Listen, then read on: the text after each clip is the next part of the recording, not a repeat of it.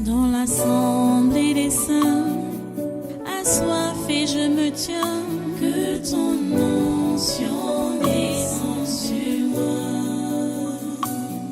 Conscient que mon destin est dans le creux de ta main, que ton onction descende sur moi. Je suis disposé, assoiffé, que ton onction descende sur moi. Je suis disposé, assoiffé,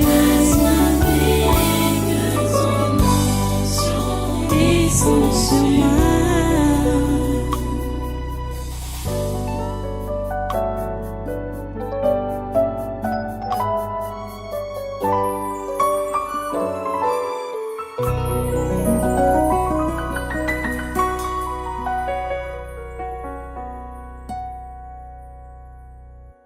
Donc, Jean chapitre 4, passage qu'on a lu hier. Jean chapitre 4. On part au verset 35. C'est du verset 35 jusqu'au verset 38 que nous lisons. Ne dites-vous pas qu'il y a encore 4 mois jusqu'à la moisson? Voici, je vous le dis, levez les yeux et regardez les champs qui déjà blanchissent pour la moisson. Celui qui moissonne reçoit un salaire et amasse des fruits pour la vie éternelle, afin que celui qui sème et celui qui moissonne se réjouissent ensemble. Car en ceci, ce qu'on dit est vrai. Autre est celui qui sème et autre celui qui moissonne. Je vous ai envoyé moissonner ce que vous n'avez pas travaillé. D'autres ont travaillé et vous êtes entrés dans leur travail. Prions le Seigneur. Notre Dieu, notre bon Père Céleste, nous te remercions pour ta parole, nous te remercions pour ce moment que nous passons dans ta présence et à tes pieds pour écouter tes conseils.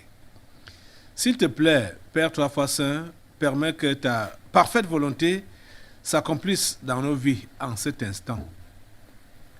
Seigneur, nous voulons que ce que tu as planifié pour ce jour ne manque pas son accomplissement. Que ce que tu as planifié pour ce séminaire ne manque pas son accomplissement. Ô Dieu, nous sommes à toi, nous regardons à toi, Seigneur, et nous attendons à toi. Merci, Père, parce que tu nous écoutes et tu nous exauces. Donne à tes enfants des oreilles de disciples.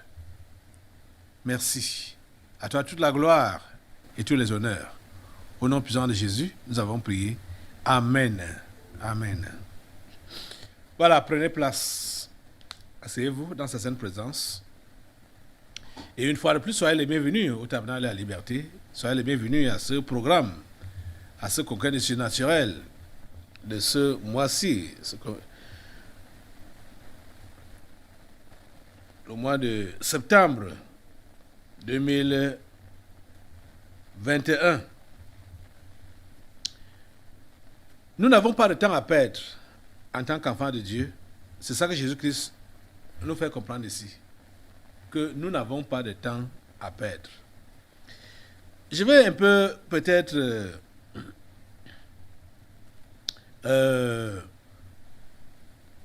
vous rappeler l'histoire, ce qui amène Jésus à dire ceci à ses disciples.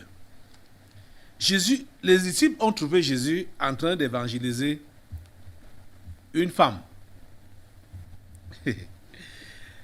Et c'était une étrangère, une femme samaritaine. La Bible nous fait comprendre que, je reprends un peu l'histoire en question, et les disciples, du moins Jésus avec son équipe,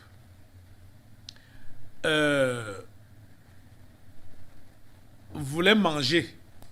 Donc Jésus avait faim, il voulait manger. Et son équipe est allée au village ou dans les lieux publics marchaient pour s'acheter des vivres. Pendant qu'ils étaient donc allés faire ses courses, Jésus s'est assis au bord du puits. Parce qu'il était fatigué. Bon, il attendait donc l'arrivée des disciples qui étaient allés faire les courses. Quand ils sont venus avec de la nourriture, Jésus n'a pas eu leur temps, ni le temps de la nourriture, parce que Jésus était occupé à l'évangélisation. Peut-être c'est bon qu'on puisse lire ce contexte-là pour que vous puissiez comprendre pourquoi aujourd'hui, quand je prends la parole, je dis qu'on n'a pas de temps à perdre. Jésus nous enseigne qu'on n'a pas de temps à perdre. Il n'y a pas de temps à perdre. En tant que chrétien, il n'y a pas de temps à perdre. Il faut que je vais vous le lire concrètement. Ok. Comme Jésus était donc en train de parler avec cette femme, l'évangélisant, on nous dit au verset 27 que là-dessus arrivèrent ses disciples qui étaient donc allés faire les courses, qui furent étonnés de ce qu'il parlait avec une femme. Ah, les disciples furent étonnés de ce que Jésus-Christ parlait avec une femme. Vous voyez? Ça veut dire quoi? Ils n'avaient jamais vu Jésus-Christ parler avec une femme. Et surtout parce qu'ils étaient seulement à deux au niveau du puits là. Ça les a étonnés. Hey! Toutefois, aucun ne dit « Que demandes-tu » ou « De quoi parles-tu avec elle ?» Alors la femme, ayant laissé sa cruche, s'en alla dans la ville et dit aux gens, voilà. Quand Jésus parlait avec cette femme, Jésus a dit à cette femme, va au village et fais venir ton mari. La femme a dit à Jésus que je n'ai point de mari. Jésus lui a dit que tu as dit vrai, que tu n'as point de mari, parce que tu en as eu 5, et maintenant tu es avec le 6e homme, ou le 6e mari, qui n'est pas toujours ton mari. En cela, tu as dit vrai. C'est là que la femme, ses yeux s'ouvrent pour dire, mais tu es prophète. Hein? Et elle a donc entamé dans le domaine de la religion avec Jésus, à s'entretenir avec Jésus pour se positionner aussi, qu'elle a une religion. Jésus lui a expliqué que ce n'est pas la religion qui sauve. Dieu n'est pas dans une religion, Dieu n'est pas dans un lieu quelconque, Dieu est esprit. Et il faut que ce qu'il adore, l'adore en esprit, en vérité. Mais bon, pour ne pas tirer trop long, vous allez relire l'histoire avec vous-même. Mais la femme est allée au village. Elle n'est pas allée appeler son type avec qui elle vivait là. Elle est allée appeler tous les villageois pour leur dire que j'ai rencontré un homme, un prophète. Vous-même venez voir. Donc, c'est de ça qu'il est donc question ici. Quand on lit au verset 27, qui dit donc que là-dessus arrivèrent ses disciples qui furent étonnés de ce qu'il parlait avec une femme. Toutefois, aucun ne dit « Que demandes-tu ou de quoi parles-tu avec elle ?» Alors la femme, ayant laissé sa cruche, s'en alla dans la ville et dit aux gens « Venez voir un homme qui m'a dit tout ce que j'ai fait. Ne serait-ce point le Christ ?» Il sortit de la ville et ils vinrent vers lui. Pendant ce temps, les disciples le pressaient de manger. Vous comprenez?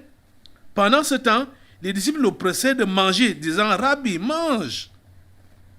Mais il leur dit, j'ai à manger une nourriture que vous ne connaissez pas. Les disciples se disaient donc les uns aux autres, quelqu'un lui aurait-il apporté à manger? Jésus leur dit, ma nourriture est de faire la volonté de celui qui m'a envoyé et d'accomplir son œuvre. Oh mon Dieu.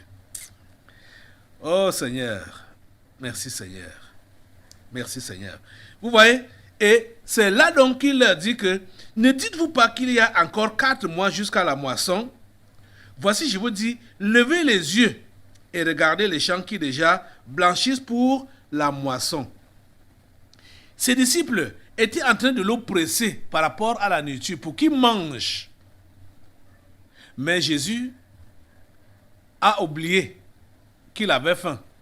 Il a oublié que les disciples étaient allés au village pour s'acheter à manger. et lui apporter également sa part. Ils ont apporté cela, mais Jésus n'avait pas le temps. Vous êtes en train de comprendre? Et ce que Jésus dit ici, il était vraiment important que nous puissions remonter un peu l'histoire pour mieux comprendre. Je vous ai dit que quand Jésus dit levez les yeux, regardez, comme on a vu dans Hébreu, ayant les regards fixés sur Jésus, qui est l'auteur et le consommateur. Avoir les regards fixés sur Jésus, c'est quoi? C'est avoir ou bien voir son modèle de vie. C'est ça qui est décrit ici. Vous êtes en train de comprendre que Jésus a donné la priorité au travail que Dieu lui avait confié. Il a donné la priorité à ce travail. Je ne sais, quand je vois certains parmi vous qui dites que vous êtes chrétien, vous dites que vous êtes chrétien, mais les choses de Dieu n'ont pas de priorité pour vous. Les choses de Dieu n'ont pas la première place pour vous. Ce qu'on appelle priorité, c'est la première place. C'est-à-dire, quand tu te réveilles ou quand tu réfléchis, la première des choses qui vient dans ta tête là, ça doit être faire la volonté de Dieu, savoir ce que Dieu veut de toi. Mais ce qui doit te préoccuper, là où tes pensées doivent toujours aller, c'est de chercher à savoir ce que Dieu veut de toi. C'est de chercher à faire son œuvre, à faire sa volonté. Mais ce n'est pas le cas pour la plupart d'entre vous. Et même, c'est même la majorité. Et vous voulez être délivré des esprits familiers. Et vous voulez être délivré de la sorcellerie. Mais vous ne faites aucun cas de Dieu. Ou vous ne le mettez pas à la première place. Oh Seigneur, ta grâce et ta miséricorde. Seigneur, ta grâce et ta miséricorde. Oh.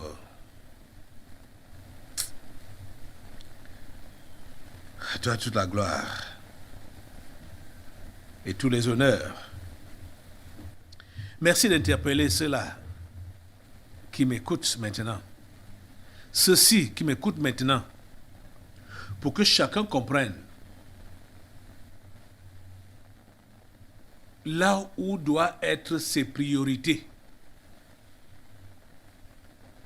Jésus dit au verset 34, « Ma nourriture est de faire la volonté de celui qui m'a envoyé et d'accomplir son œuvre. » Ma nourriture est de faire la volonté de celui qui m'a envoyé et d'accomplir son œuvre. Ta nourriture à toi, c'est quoi? Ta nourriture à toi, c'est quoi? C'est les plantains frites, c'est le poisson braisé, c'est les porcs braisés, les poulets braisés. C'est la bonne nourriture. Hein? Ta nourriture, c'est quoi?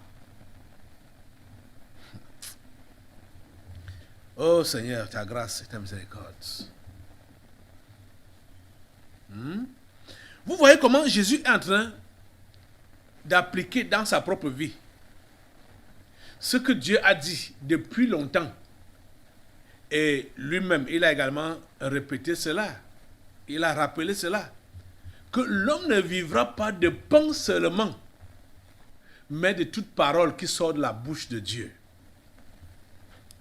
Et vous savez que Dieu s'adresse à nous pour nous montrer la direction à suivre. Et la direction à suivre, c'est quoi? C'est sa volonté pour nos vies. Vous êtes en train de comprendre? L'homme ne vivra pas de pain seulement, mais de toute parole qui sort de la bouche de Dieu. Les directives de Dieu, c'est ça qui doit nous satisfaire. C'est ça qui est également appelé la volonté de Dieu.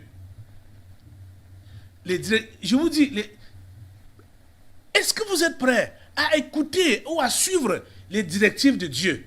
Pour plusieurs parmi vous là, Dieu vous oriente et vous parle même, ou vous dirige.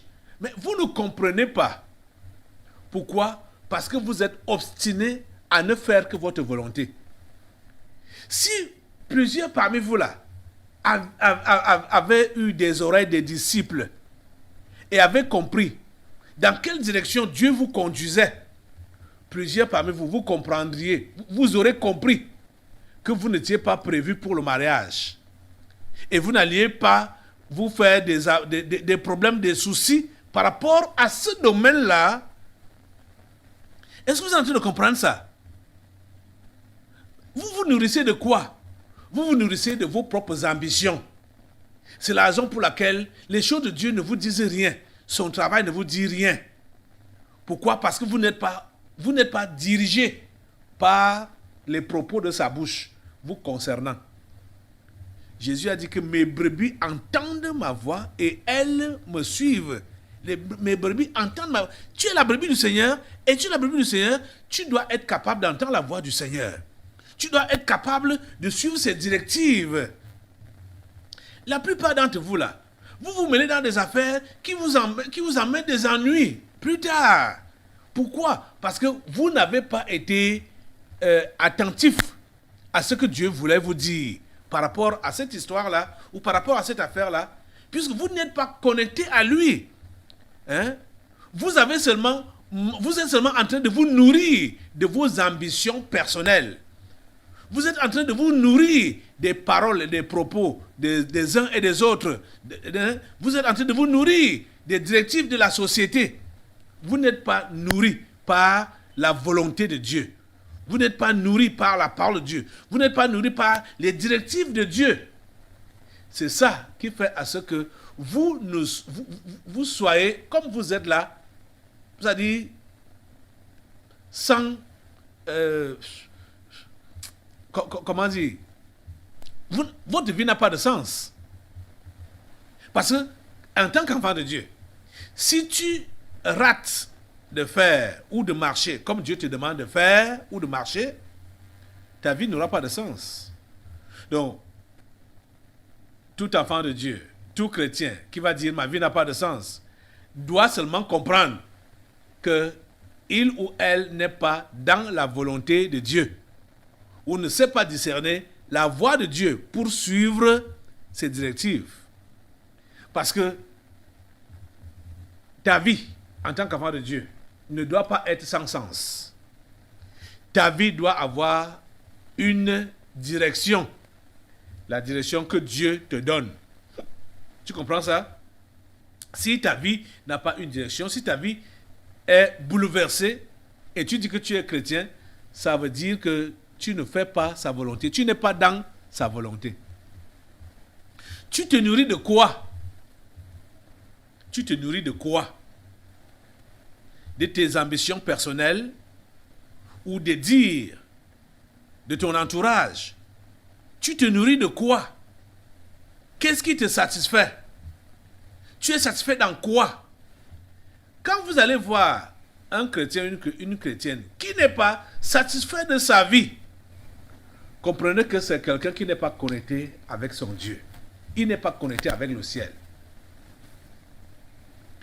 Vous comprenez que la faim physique là même, la faim physique là, avoir faim physiquement,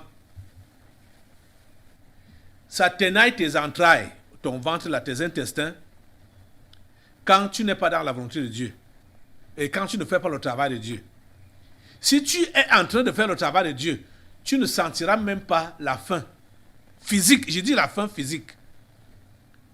Même si tu as commencé à avoir faim, mais dès que tu te retrouves dans le travail de Dieu, cette faim-là va partir. Cette sensation-là va partir. Jusqu'à ce que tu aies satisfait le cœur de Dieu dans ce qu'il t'a confié à faire.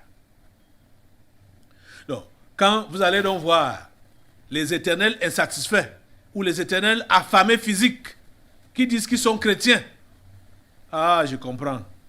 Je comprends. C'est pour cela que il y avait un esprit, je ne sais pas si c'est en cage, qu'on appelait la pauvreté. La pauvreté, oui.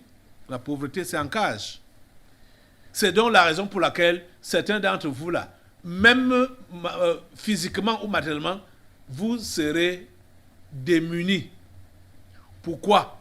Parce que vous n'êtes pas dans la voie de Dieu. Vous n'êtes pas en train de faire sa volonté. Et c'est pourquoi vous allez sentir la faim physique. Vous allez sentir le manquement. Hein? C'est là que vous allez sentir la pression des besoins quand vous n'êtes pas dans la volonté de Dieu. Alors que vous dites que vous êtes son enfant. Si vous êtes son enfant et vous êtes dans sa pleine volonté, je dis, même la faim physique, vous n'allez pas sentir cela. N'en parlons pas des besoins financiers ou matériels. Vous n'allez pas sentir cela. Hein? Mais regardez, les enfants d'Israël, quand ils sont sortis du pays d'Égypte, de l'esclavage, et que Dieu les conduisait pendant 40 ans, la Bible nous fait comprendre que leurs habits ne se sont pas déchirés. Leurs chaussures n'ont pas été usées pendant 40 ans. Ils portaient les mêmes habits, les mêmes chaussures. Ils n'ont pas été dans le besoin parce qu'ils mangeaient la manne et les cailles que Dieu leur donnait. Même comme ils insultaient cette nourriture-là, Dieu leur donnait cela quand même. Ils n'ont pas été dans le besoin. Tu comprends ça? Ils n'ont pas été dans le besoin. Enfant de Dieu, si tu es satisfait du travail que tu accomplis pour ton Dieu, même si tu manges la sauce d'arachide 7 jours sur 7, ça dit 7 jours sur 7, donc chaque semaine, et tous les mois, tous les ans, ça ne va pas te déranger. Même si c'est le riz sauté ou les spaghettis sautés ou n'importe quoi, même si tu manges une seule nourriture, tu ne vas pas te plaindre, te lamenter. Même si tu as un seul habit, tu ne vas pas te plaindre et te lamenter. Quand tu sais que tu es en train de faire le travail de Dieu, tu es dans sa parfaite volonté, tu ne vas pas te plaindre. Est-ce que tu comprends ça? Je te dis la pure vérité. On le voit ici. Jésus avait faim. Vous allez lire l'histoire à partir du premier verset même de ce chapitre 4 de Jean. Et vous allez comprendre. Jésus avait faim pour commencer. Il avait faim pour... Ses disciples sont allés en ville pour aller acheter à manger. Mais quand ils sont revenus, ils ont trouvé qu'il était en entretien avec une femme. Et ils attendaient, comme la femme était partie en ville, ils savaient que cette femme allait revenir avec les gens qui devaient également enseigner. Donc il n'avait pas encore fini son travail. C'est pourquoi il ne pouvait pas avoir faim. Parce qu'il n'avait pas encore fini le travail de Dieu. Il n'avait pas encore fini sa mission. C'est pour cela qu'il ne pouvait pas avoir faim physiquement là. Vous comprenez ça? Oh Dieu, ouvre les yeux à ces gens. Oh Dieu, ouvre les yeux à ces gens. Je vais peut-être vous le redire que je suis né dans une famille pauvre. Vraiment pauvre. Quand je me suis converti, et quand je peux même encore balancer mes regards rétrospectifs derrière là, quand je me suis converti, j'ai trouvé satisfaction en Jésus, en Dieu. Et malgré le fait que j'ai avancé pour ceux qui pouvaient voir de l'extérieur, il est vrai que c'est moi seul qui sais que j'étais issu d'une famille pauvre parce que les camarades ne pouvaient pas savoir que ma famille était pauvre. Parce que à l'époque, quand on me voyait, on pouvait penser que j'étais issu d'une famille modeste. Bon, on ne peut pas dire riche, mais une famille modeste. Mais moi, je vous dis la pure vérité que moi-même, je savais que je suis issu d'une famille pauvre. Je me suis converti et l'état de pauvreté, c'est-à-dire manquement matériel, là, ça ne m'a jamais gêné. Je me suis engagé même dans le ministère. C'est là que j'ai confirmé que quand on s'accroche à Dieu, Et quand on veut être vrai avec Dieu, on doit passer par le désert. Je vous dis la pure vérité. On doit passer par le désert. Mais cela ne m'a jamais dérangé. Je vous assure. Parce que je n'ai jamais été focalisé à être dans l'abondance. Je n'ai jamais focalisé mes pensées à être dans l'abondance. Le message qui passe là-bas dehors, chez ce qu'on appelle là les éveillés, donc la prospérité, machin, tout ça, cela ne m'était jamais venu à l'idée. Cela ne m'était jamais venu à l'idée. Vous comprenez? Malgré qu'il y avait des moments, des périodes que je traversais avec des pantalons troués. Vous savez, quand on porte un seul pantalon pendant longtemps, là, ça se troue entre les cuisses, là. Ça se pèse entre les cuisses, là. N'en parlons pas des chaussures. Les chaussures en cuir, là, que quand tu marches avec ça, là, ça se bouffe. Malgré le fait que il y a même les cordonniers qui peuvent mettre le plastique en bas, là, au niveau de la semelle. Il n'y a même pas l'argent pour aller chez le cordonnier pour qu'il arrange pour que la semelle ne se bouffe pas. J'ai connu ça, que je marche avec une chaussure et quand j'arrive à la maison, la chaussette est sale avec la poussière puisque la chaussure est trouée en bas.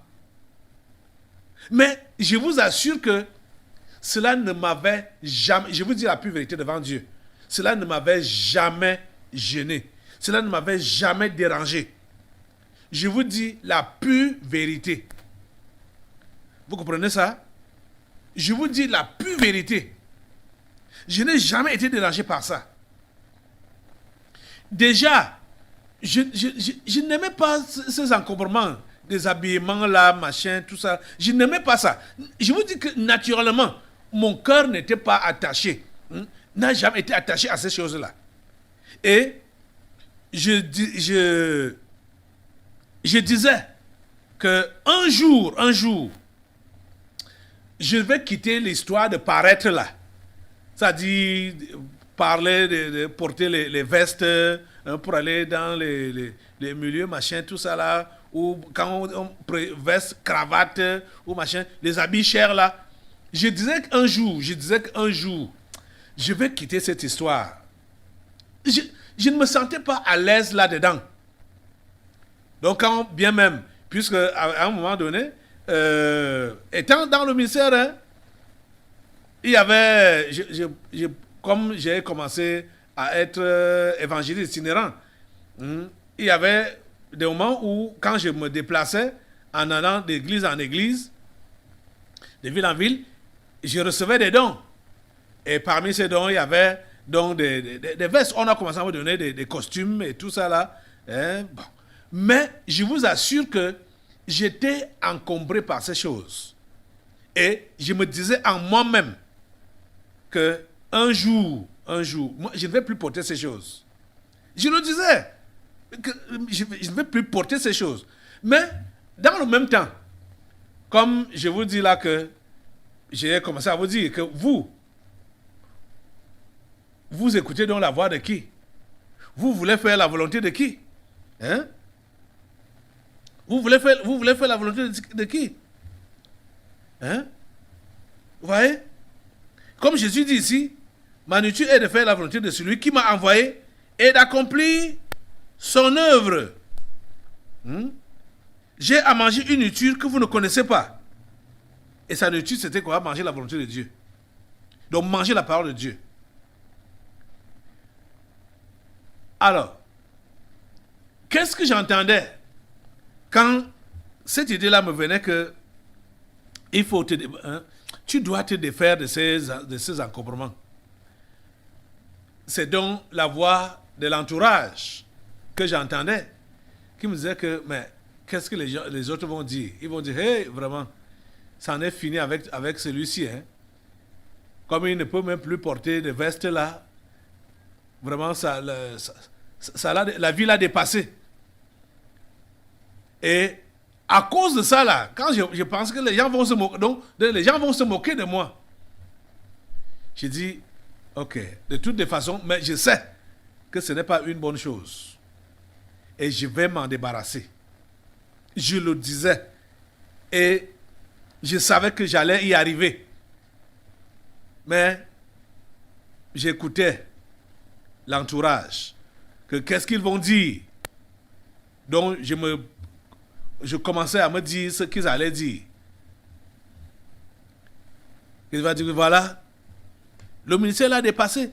Je me rappelle que quand j'ai même pris une pause pour dire à Dieu que Dieu, voilà maintenant, je veux ta directive, ton orientation. Je ne savais pas que c'est comme ça que Dieu devait me conduire. Hein. Parce que cette décision, j'ai pris la décision de me retirer de tout le reste, des autres. J'ai pris la décision de me retirer. Je ne comprenais pas que c'est Dieu qui me parlait comme ça. Pour que je sois avec lui. Et que j'abandonne la marmaille là, qui est là-bas dehors. Vous comprenez ça? C'est quand je me suis retiré que j'ai compris comment Dieu devait me conduire. Vous voyez ça? Je me disais, comme j'étais avec la marmaille, que comme il y a des invitations, il y a des cérémonies et tout ça là-bas, on va sortir, je vais sortir à bras de chemise, on va dire, hey, vraiment celui-ci souffre. Hein. Oh, vraiment, la vie est dure, le ministère là, ça ne marche pas pour lui. Vous voyez? Ça, c'est ce que je me disais. Mais je comprenais que ce n'était pas nécessaire, ce n'est pas ça. Hein? Ce n'est pas l'habillement qui fait le serviteur de Dieu. Ce n'est pas l'habillement qui fait l'enfant de Dieu. Hein? Parce qu'à une époque là, il y avait de ces serviteurs, ces soi-disant serviteurs, ces prédicateurs qui prêchaient leur habillement pour montrer comment Dieu les a bénis. Les montres de 5 millions, les vestes de tant de centaines de mille, de tant de millions, les chaussures de tant de centaines de mille. Aïe! C'était là. Quand je pense à ça là, j'ai mal. J'ai mal. Je savais que ce n'est pas de Dieu. Ça sert à quoi? Hein? De se vanter. De montrer comment on est riche, comment on est béni. Est-ce que ce n'est pas ça la bénédiction? Ce n'est pas ça la bénédiction? Vous êtes en train de comprendre ça?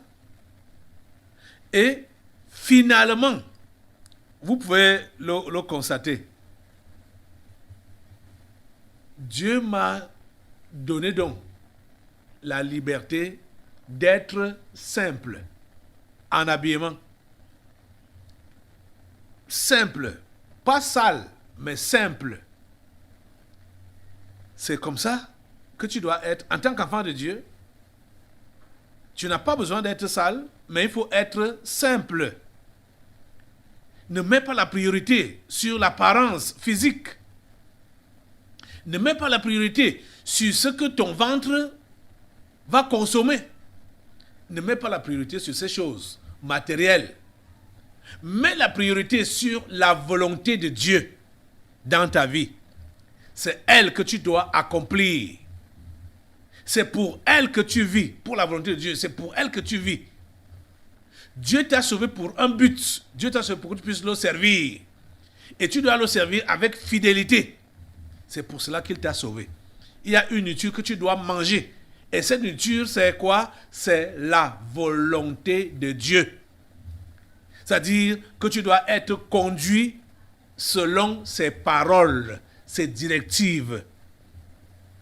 Tu es en train de comprendre ça? C'est ça que Jésus-Christ nous montre ici. C'est ça que Jésus-Christ nous montre ici. Sois simple. Sois simple. La priorité que tu dois avoir, Seigneur, ta volonté dans ma vie. Ta volonté dans ma vie. Seigneur, ta volonté dans ma vie. Ta volonté est la tienne seule. Vous comprenez ça? Dans l'assemblée des saints, assoiffé je me tiens, que ton onction descend sur moi. Conscient que mon destin est dans le creux de ta main, que ton onction descend sur moi. Je suis disposé, assoiffé, que ton onction descend sur moi. Je suis disposé, assoiffé, que ton onction descend sur moi.